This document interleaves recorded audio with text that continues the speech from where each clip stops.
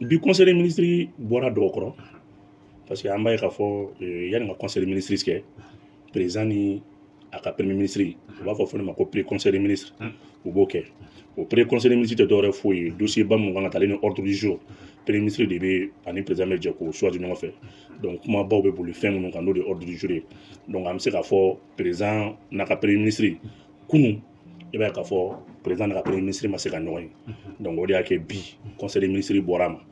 donc a bɛ k'o la conseil ministre ka abala ni pré conseil des ministres ma kɛ o pré conseil des ministres o de bɛ kɛ sababu ye décision baw bɛ ta décision minnu bɛ yen i b'a ye k'a fɔ ni jamana bɛ i penché o kan ministre bɛɛ nana ka fɛn k'a di premier ministre ma premier ministre bɛ yɛlɛ n'o ye o de baara ma kɛ kunun mardi o mardi 14h30 premier ministre ni président bɛ ɲɔgɔn ye mardi o mardi 14h30 premier ministre ni président bɛ ɲɔgɔn ye bon o de ma se ka kɛ kunun. parce que faamuyali sɔrɔ la sisan sinon maa caman tun b'a la k'a bila ka taga ko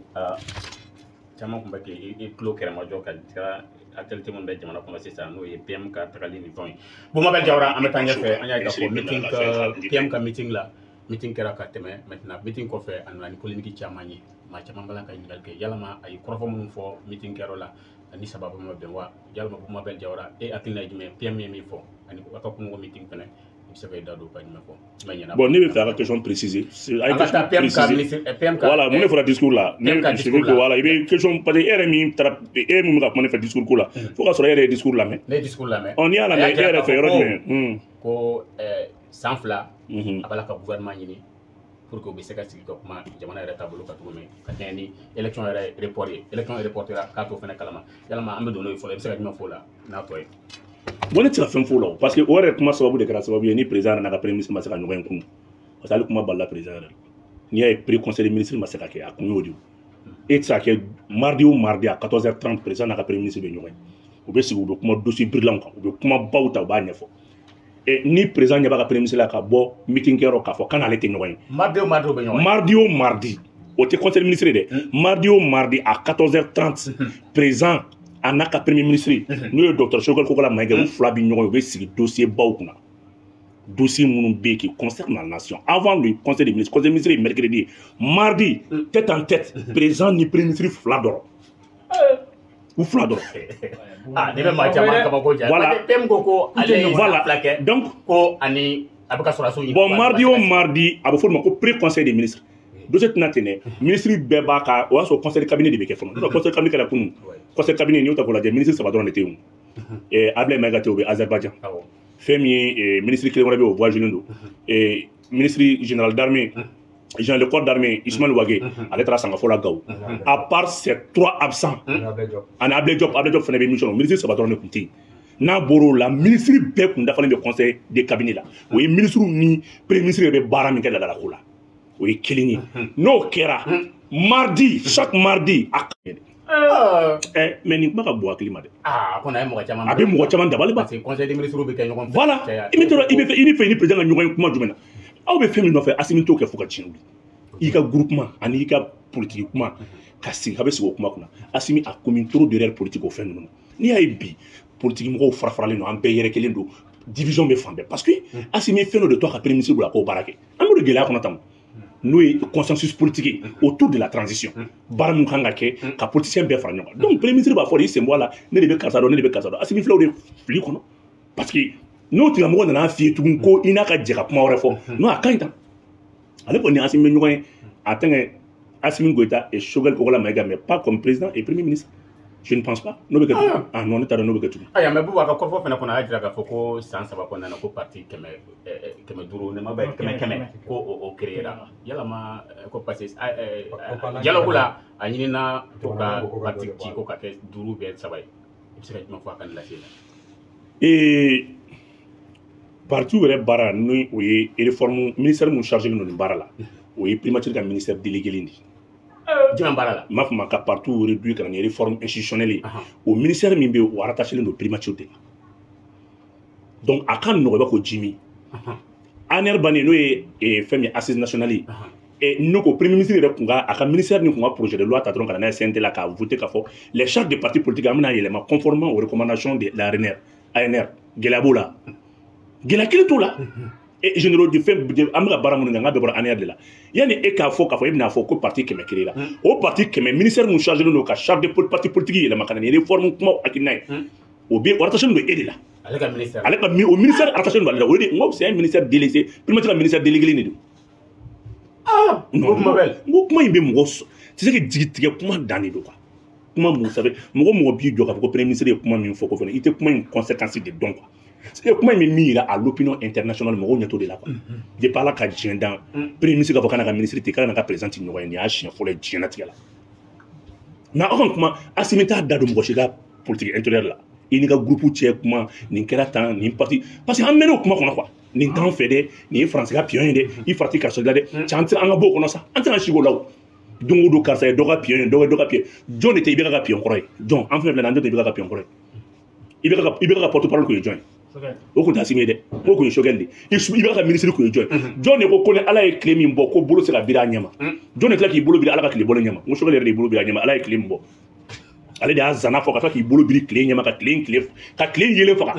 donc asimi sengene kuma na meni la ifrati kar salare ka sa tan fe ni ade mamu ne bete anto kono bli ami mi kono ni mi se kana nga barake anga je koke parce que ni une division ina ni shogel arranger fo ka fa pendant les 2 ans shogel e fem fena bentina tigala c'est juste que pour que beka sirale kelina mo shina asimi ngana gere nyona mo shina asimi ngana nyon famia jalo ko fuy kana dale na lete donc akina fo shogel reste sigi donc ay binya sigi quoi parce que ni shogel jera o de shogel ka nyeshin barama shogel ba nyeshin faralem iga farali sabe na me je na me fara domina sono premier ministre na président na premier ministre nyoche ko gino be mulu ese gino kuma kanga tamanu nyoche anda kuma na soma ese gino kuma kanga amaka kana kuma donc ni kuma nu fe ni kuma jugu di jenatika mo kana se ka bugi ni fe na je na soro ko munu me ga lamelke na so ifani ba oluka boni nyonga kuma kata fo do re fona be jaya ifani ba mo bi ni minko le premier complice d'un président c'est son premier ministre président a complice pour la premier ministre a gino fo no fo la premier ministre donc ni un président bi me fait la premier ministre la aya ninga Shogel n'est pas ce n'est pas un bon premier ministre pour un président militaire non soit si président mo be premier ministre na ni soit si président mo be premier ministre na o to Shogel façon soit si président mo be premier ministre no premier ministre aka kuma mancha be paradike il critique pas ça fait quoi ali il va faire droit va exécuter soit si mo be résultat de là mais Shogel est trop politique Shogel be nyam mo mi ga fanga la we politicien fanga di président politicien premier ministre politicien ou dama ba tre non ba da nyono be nyono sama kata be nyono sama kasi Shogel ni Assimi ça fait 10 minutes à ça marcher parce que Assimi mo be mankundi la ni bara mi furi OK na ma nyanga se akanga mbulu do fena mais ni tui ni ibira ka mo ni mu Assimi ele ibira ka sorasidi ama barka Assimi ma barka ibira klela Shogel ele ibira ka ministre amunu fena an ku ibira tege ka tege folawdi na tiena nan na kanga fara nyonka tianga ya fa nyoma nam se ka minga ngoke donc il y a une désunion au sein de la transition que Assimi veut corriger désormais il faut que Assimi ele ka sigani mo ko kuma parce que Shogel mo be fena ay na nga baraka me abe tourner de ko ay na o de Shogel o yen me o yen no ka ibira la M5 na donc ou dama ou bien isolé ou bien président isolé nous est président isolé nous le terminer c'est purement politique sur ce nous autant de dit autant de dit o de fleur bien ala yan kuna jamboran kalama nan contre élection na ta kun jigila msabe ko ni be mais aka korfo la fene buwa koko bulo chamamba le pulo kabna fiting do ko me ka to be bleno yala ma e ko fene be yeto di alima ko gino babula ama galonte ko gino babulo renseignement de be nunu awo ale ta te gino ya nunu ta renseignement di la différence du même Guino ma fuma nous ta renseignement Shogel tay document fitinin kelen flas tu sais que Shogel li wallahi ni ala nin katani Shogel kun kara premier ministre nyumay ça sur la mali transition ko ngonti c'est na ku nyesha ka baram aka géopolitique nun ko tu ara Guino mu kuma fo che ambe bo kala masa Guino worawte koy Guino bo fanawte depuis ni fanga indamne là tous les directeurs dans les hôpitaux qui sont dans le centre là centre kono hôpital munubi mo placer là munu information infiltrée chou munu mena attaque munu meke fait munu meke dossier au boray immédiat ka blata CPI là contre ces militaires là une transition kono ne be min fina ay ta centre hôpital kono là agent de renseignement munu be amba bedo watimna ukadi wakati na ukadi bembe klinyabe ou placera au roi indela ou renseignement ta ba blakana ou renseignement de fala nyonga ta na CPI là contre ces militaires là o ma jo blakana i ko kuma la mais an ka tɛmɛ ka kuma pas nin ye fatɔ de i bɛ jɔn ko jɔnw bila ka taa ne b'o tigi fɛ yan m'a faamuya a fɔ ne de y'a f'i ɲɛna u bɛ ka Guinée mun kuma fɔ Guinée foyi tɛ donc c'était juste pour arranger pour donner des renseignements contre maintenant notre propre armée fɛn caman kɛra après n'i taara DFM ni fɛnw na DFM minnu bɛ placé olu ka adhésion dɔw bɛ yen u y'olu fana glisser k'olu ladon pour que ka marché dossiers ta k'a d'u ma donc u kun mago bɛ min na n'u ye nin kibaruya ninnu sɔrɔ o de y'a to n bɛ Mamadu Ali Bacili fo yan a bɛ kaso la mais billahi Mamadu Ali Bacili ye hɔrɔn ye wa a kɛra Assimi fɛ Mamadu Ali Bacili kɛra Assimi fɛ 2 ans avant transition daminɛ kuma ni u sera Mamadu Ali Bacili ninnu ma bon an bɛ gɛlɛya an b'an ka cercle kelen dilan an bɛ gɛlɛya an bɛ coalition dilan contre les militaires an bɛ information da aw ma aw b'a exploiter on met la pression sur eux en ce moment on devient fort Mamadu Ali Bacili a ma deli ka ban nin denmisɛnnin na ko non ale ye hɔrɔn de fo ka tiɲɛ wuli a tɛ nin denmisɛnnin ninnu janfa donc ko sugu bɛɛ kɛra ka fɛn bɛɛ ta ka na n'a ye ka maaw la gosi ka maaw yɛrɛkɛ ka maaw kɛ fɛn bɛɛ ye parce que bɛɛ bɛ sɛmɛ ale de la bɛɛ bɛ sɛmɛ ale de la n'an m'a kɛ n ta ye n b'aw bɔ yen bi bi in na an bɛ ka kuma fɔ jɔn bɛ ka information ta ka taa di Mali Konate ni Cheikh Daniel ma n ko prima n ko information ka bɔ prima Cheikh Daniel ko ko m'a faamuya denmisɛnnin cɛkɔrɔba dɔ a yɛrɛ bi non an bɛna nin kuma ye alors que haki olu de tun bɛ haki la olu de y'a conseillé Assimi ma k'a fɔ ko ɲɛ bɛ RFI nin fɛn ninnu bɛɛ la ninnu ye expert u gɛn ka taa olu gɛnnen ka taa bi u gɛn ma sera ka bɔ primature la olu b'a kɛ kunnafoni ta ka di France ma ninnu ka laɲini ye min ye u bɛ France ka baara de la bi ils sont prêts ninnu ils sont prêts ka baara kɛ ni France ka sɔrɔsi ninnu gɛn ka bɔ yen yɔrɔ min na ko bi Mali ka dafiri ça fait élection kuma ni fɛn ninnu bɛɛ kuma ninnu mago bɛ fɛn fɛn na mɔgɔw ka marifa ta ɲɔgɔn kama mɔgɔw ka marifa ta ɲɔgɔn kama tiɲɛni ka na attaque ka kɛ Choguel yɛrɛ bɛ t'i sigi Canada so b'a bolo Canada so bɛ Choguel bolo Canada Choguel mɔgɔ foyi ta Choguel n'a ka denbaya bɛ t'i sigi an bɛ marifa e ma Libi ta yan bi Irisiw ni Américains tɛ ka bɛn Libi la bɛɛ kɛlen ka marifa ta ka di ka mɔgɔ ma u bɛ fɛ ka Mali kɛ ten donc n'a ma k'ale ta ye Ala k'a bɛɛ tiɲɛ o de y'a to bi u b'u jɔ ko France ka pion olu de ka information di France ma bi sinon an bɛ Frankrike gɛn don min na an bɛ RFI gɛn don min na olu ye tɛgɛrɛ fɔ mais bi olu ka information labɔ hali sɔgɔmada na u ye kuma min fɔ ko wayi ko premier ministre welela ko conseil des ministres ma bɔ ko sira fɛ ko y'a wele ko a bɛɛ ni Ala cɛ tiɲɛ a bɛɛ ni Ala cɛ c'est pas vérifié o de bɛ réseau sanfɛ dɛ ko ministre dɔw yɛrɛ welela sira fɛ ko PM yɛrɛ welela k'u y'o wele k'a ka segin yala gɛrɛnbaro tɛ sa a ko k'i bɛ mɔgɔ wele sira fɛ k'a fɔ sa mɔgɔ si tɛ yɛlɛ kuluba ka sɔrɔ i ma annoncé ils sont nombreux le premier ministre traditionnellement et habituellement le conseil des ministres bɛ depuis mardi a n'a ka président bɛ ɲɔgɔn ye ko ten nɔ i y'o kuma fɔ mais ni ministre ko a ma k'ale ni président tɛ ɲɔgɔn ye k'ale sɔrɔsiw tɛ ka ɲɔgɔn ye donc n bɛ segin kuma kan mɔgɔw ka yɔrɔ lamɛn premier ministre n'a ka président bɛ ɲɔgɔn ye mardi o kɔrɔ n'i y'o ye ɲɔgɔn ye mardi o kɔrɔ ko conseil des ministres bɛ yen mercredi donc dossier minnu kan ka kɛ o b'o dossier discuter premier ministre mardi 14h30 président k'i ma ko pré-conseil des ministres tɛ yen komi e ni ne tɛ parce que e ne tɛ ɲɔgɔn ye ne tɛ ne bɛna se ka min fɔ e ma taa fɔ meeting na k'i ne tɛ ɲɔgɔn ye o tuma an tɛ ɲɔgɔn ye o banna quoi donc le premier ministre sait très bien que mercredi conseil des ministres tɛ yen a ye mun kɛ a y'a ka motobatigi bila ɲɛ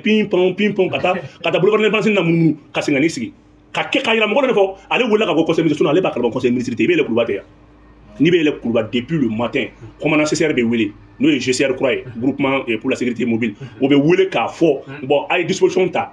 premier ministre n'a ka délégation mina yɛlɛ gendarmerie bɛ kɛ premier ministre ye sɔgɔma conseil des ministres bɛ sabula sɔgɔmada tɛ u bɛ disposition ta ka gendarmerie kɛ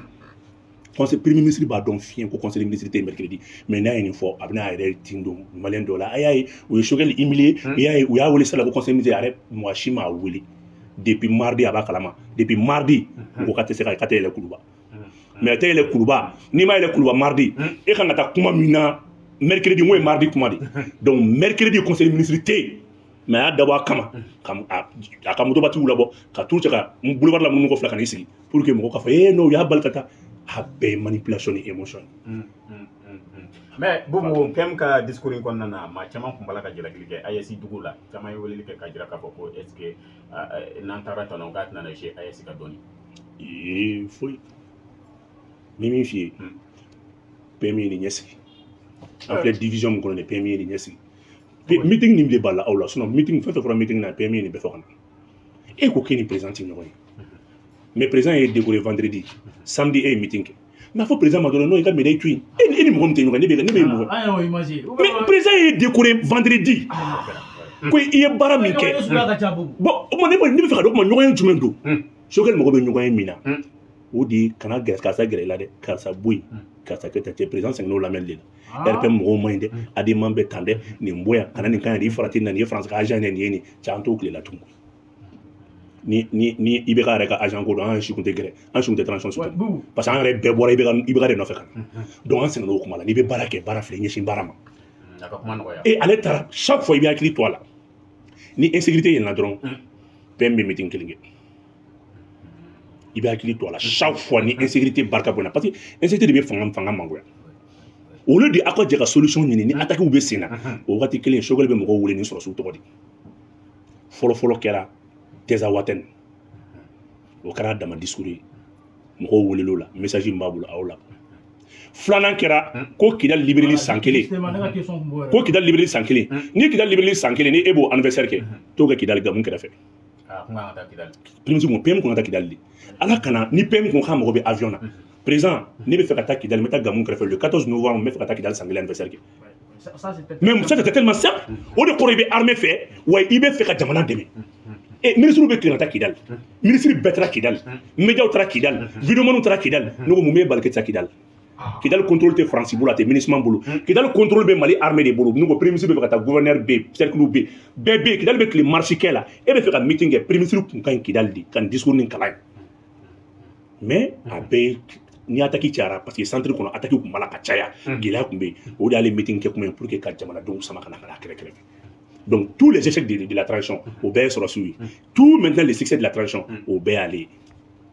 tu sais que m'a fɔ non ale kɔni échec kun na tɛ échec foyi kalama réussite bɛɛ y'ale de depuis ale de nana ko yɛlɛmana depuis ale de nana ko caman kɛra mais courant ma tigɛ jiko tɛ maliyɛnw na attaque t'a la ka kɛ ni fɛn fɛn kɛra o la o ye sɔrɔsiw nɔ ye toi tu penses que nin de ye premier ministre ya ye e bolo ko nin de ye politique aw bɛɛ ale kumara aw ka mɔgɔw kumara Yasimi kumalen i ye Asimi mankan mɛn ka bɔ ko nin bɛ ne ka premier ministre cɛ Maro ni y'a faamuya ka démenti ka mun de démenti mun kelen propos kelen jumɛn premier ministre ye propos jumɛn fɔ ko mɔgɔ bɛ se ka bɔ ka min démenti e k'a fɔ tan par exemple k'a ko élection ko kuma k'an y'a mɛn télé ni journaux kɔnɔ cogo min na k'a fana mɛn ok jɔn de élection report commenté premier ministre tɛ yan le 11 avril élection kuma kɛ le 26 mars o tɛmɛna premier ministre de le 11 avril a ye taa ka interview la ale yɛrɛ de ko ni président ko waati min na k'a bɛ kɛ ko lakanabaliya bɛ sen na fɔlɔ ale da de ko ten a ye taa lajɛ premier ministre yɛrɛ de ko ten ale ko ten donc élection bɛ reporté don min na ne de bɔra k'a fɛ ale fana ka bɔ k'o démenti premier ministre ni président u mɔgɔ naani de jɛra ka a report kuma discuter et ko débat ma kɛ dans le gouvernement mais débat bɛ min kɛ gouvernement na le premier ministre déjà est là il a discuté avec son président mais ministre b'u conduire de là mais n'a y'a sɔrɔ ko élection reporté la k'e t'o kalama ko fɛn ma sara i la mais na dɔrɔn i k'i ka démission rendre i ka ministre bɛɛ tɔgɔ la i ka gouvernement retiré premier ministre ni président mɔgɔ filanan b'o tɔgɔ to gindo la olu de sɛnɛ ka discuter ka kuma fɔ k'a ban et encore pour mieux k'a fɔ gouvernement b'a kalama les porte-parole du gouvernement o de bɔra ka discours fɛn kalan ka discours kalan k'a fɔ ko il y aura un léger report ni mɔgɔ ma hakili b'a la c'est au nom du gouvernement. Les ministres maintenant, porte-parole du gouvernement ne peut jamais lire un discours à l'insu maintenant du premier ministre. Bekata te kalage. Aïe, oti. Ah, bon. Moko te ça. Ou akone koko c'est faux. Kaba kalama. Ou nani de a discuté. Ko fe ko so na kuma do porte-parole da ka foko boko ta fo. Aba kalama. Mais pour est-ce que ni taila ka foko ale fena ta ka base mo informer no M5. M5 ta ale M5 na tumu. Ale M5 na menon. Non. Le petit M5 na. Ma bora M5 na menon. Voilà. Bon, je ne suis pas là pour lui. Voilà, donc au bonnet qu'on fait, il y a un jama bora. Il y a la suite logique des niais parce qu'il y a un conseil des ministres à bora de recours. Kunu iko kumanga nyoye président ni premier ministre nyoye. Il y a la même chose à faire. Nous les finances conseil des ministres, c'est vrai, jama ka boli ni conseil ministre de sala. Moko bora moko ma bo. Président n'a conseil à biu kuna ko Assimi Choguel koni usigi mandi tunga ko président premier ministre o ka gelen quoi on be Assimi don trop Assimi moko be kewale de la Assimi moko te kuma bayna quoi parce que premier ministre ngolo connaît discours nous ko ça allait mettre la pression sur Assimi donc en ce moment Assimi va garder ou Assimi sera fouike ko secret on font babulo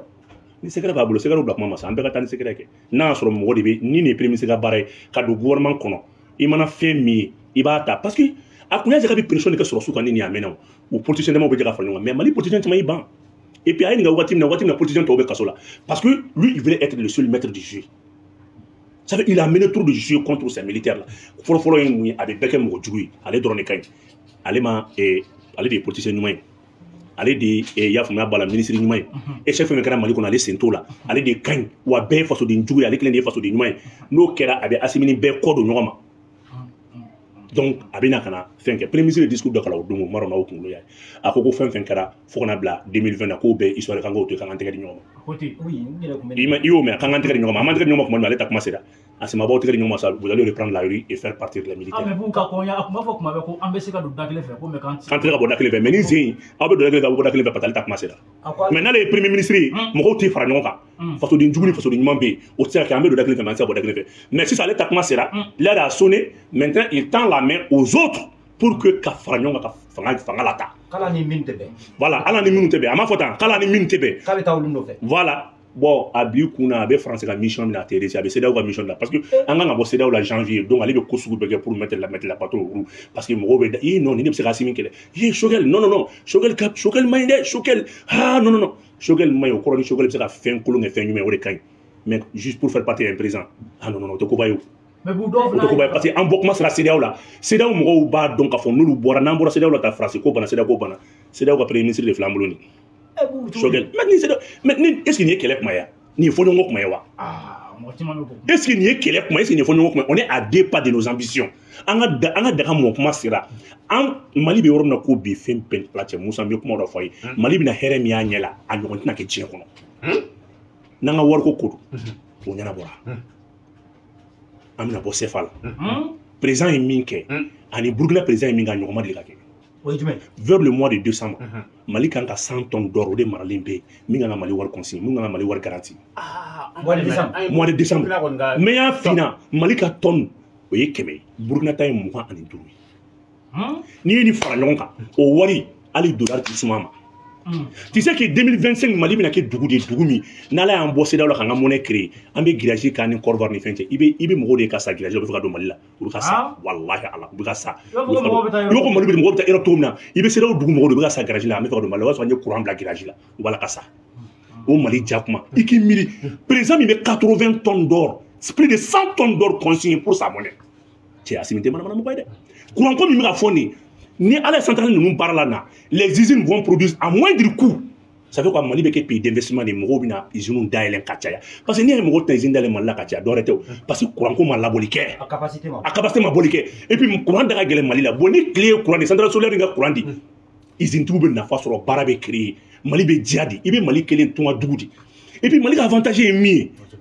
o de ka nɔgɔn ni fɛn bɛɛ Mali tɛ coopération ni Europe bilen dɛ Mali yɛrɛ ka diaspora min bɛ yen Mali diaspora de bɛ dans tous les domaines stratégiques de l'Europe n'i ye sɛnɛ ta k'a lajɛ Maliens de bɛ sɛnɛ kɛ Espagne ni fɛn caman donc l'agriculture moderne Mali diaspora bɛ na n'o hakilina ɲuman ye k'o kɛ n'i ye bigamara ta k'a lajɛ l'élevage moderne Maliens de b'o baara kɛ Europe kɔnɔna la n'i ye économie ni mécanique ta k'a lajɛ Maliens de placé don fan caman donc Maliens bɛ segin ka na ni u ka démonstration ye ka n'o kɛ o y'a sɔrɔ Assimi ye sira dayɛlɛ n'u ko Mali bɛ kɛ cogo di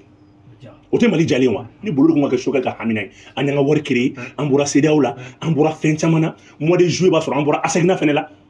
donc fɛn caman bɛ yen an bɛ bɔ CEDEAO la le 25 n'an bɔra CEDEAO la le 25 maintenant n'o bɔra yen an bɛ bɔ UEMOA la tonne Mali à 100 tonnes d'or Burkina à 25 à 50 tonnes d'or Niger t'en t'o kalama ni Niger fɛnɛ sera ka 50 tonnes d'or sɔrɔ en tout et pour tout 250 tonnes d'or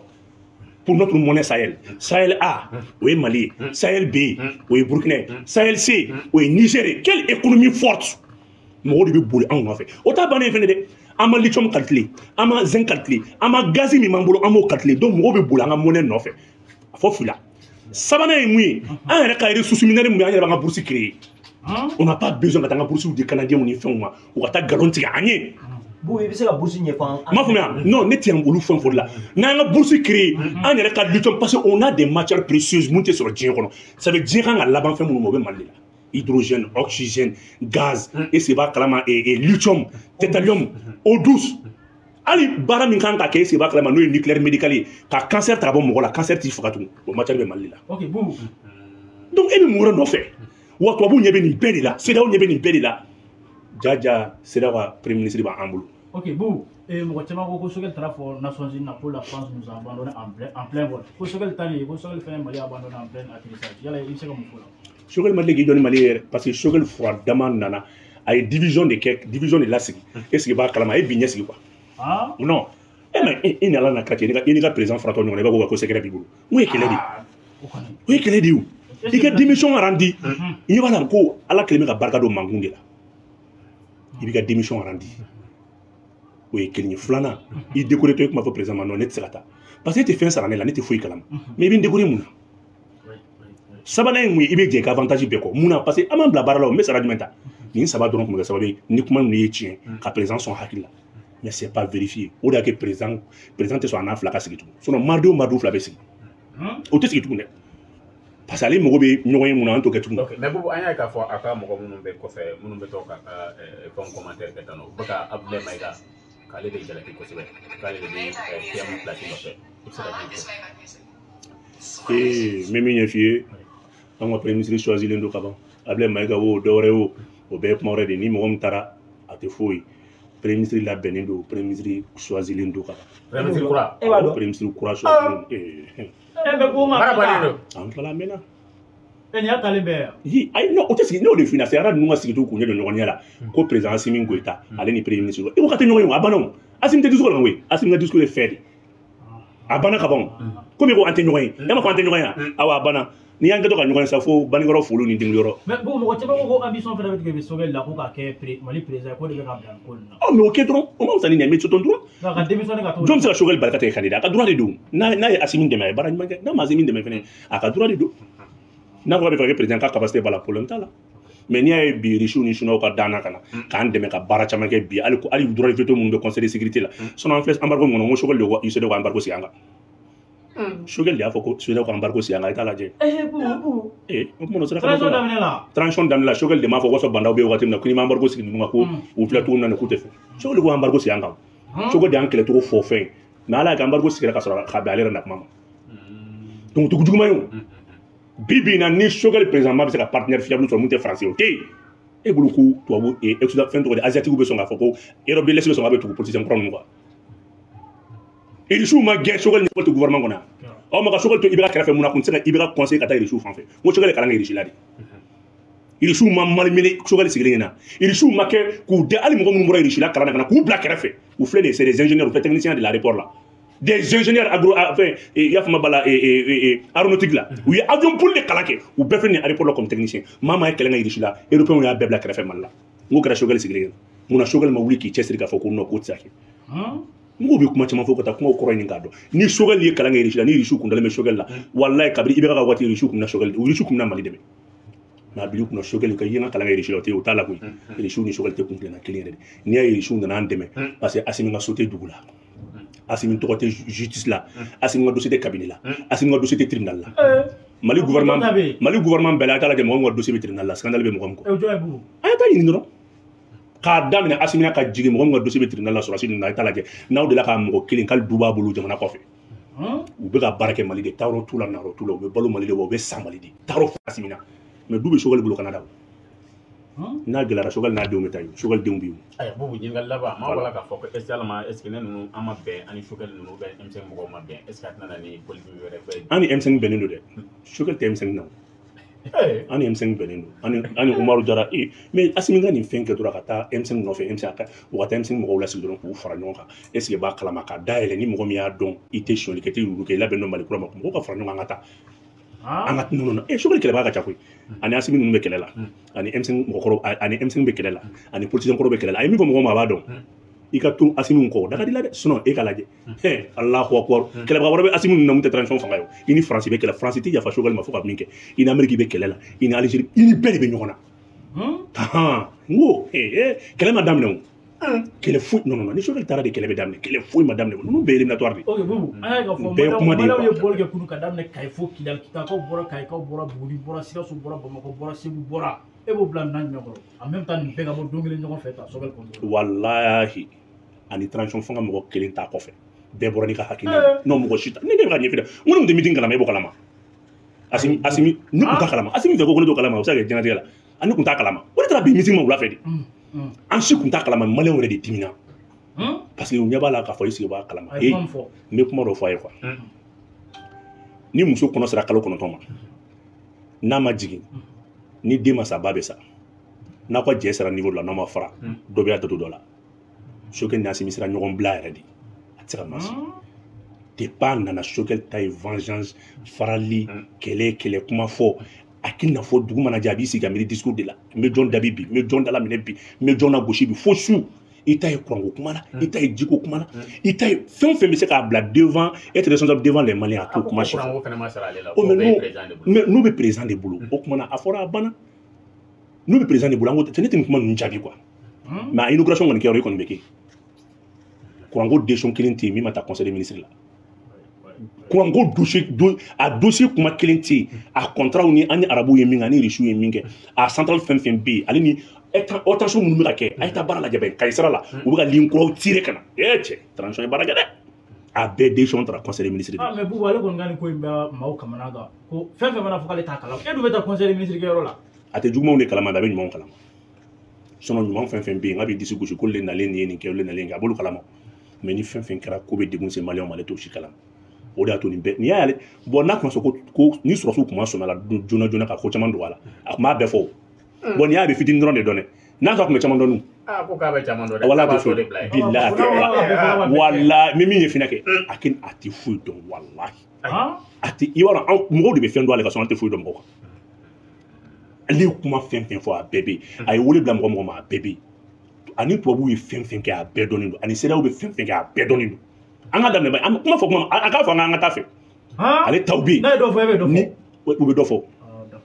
an ka taa fɛ fɛn fɛn kɛra a bɛ yen opération Barkhane fɛn min kɛra kɔnɔ o bɛ yen CEDEAO ka fɛn min kɛra o bɛ yen mɔgɔ wɛrɛw min kɛra o bɛ yen cɛ an bɛ kow dɔn koyi bɛɛ k'i ta tɔni tugun komi bɛɛ kelen bɛ k'i ta minɛ i bolo n'a bɛ se a bɔra yen cogo min na ka taa so a k'i man a k'i sigi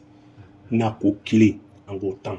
a ma bɔ yen fɔlɔ dɛ. voilà a ma bɔ yen fɔlɔ dɛ. conseil de ministre ma kɛ ko min na kɔni. a bɛ préparer la ye bi ko Makan Jawara ne bɛ dan sigi a ka bi. a passera CNT la quoi. ayi ne tɛmɛn'o kan an tɛmɛn'o kuma kan i m'o fɔ ne ye. ne bɛ dan sigi a ka bi jiw kan. Malem bɛ se k'i sigi ni mun ye nin suite la a bɛ taa wa walima a bɛ to a nɔ la yen. ne n'i y'a ye k'a fɔ pré-conseil cabinet kɔni ma kɛ o kɔrɔ k'a taara o i b'a fɔ de k'a bɛ bureau la don jumɛn. a k'an bɛn wagati wɛrɛ inchallah.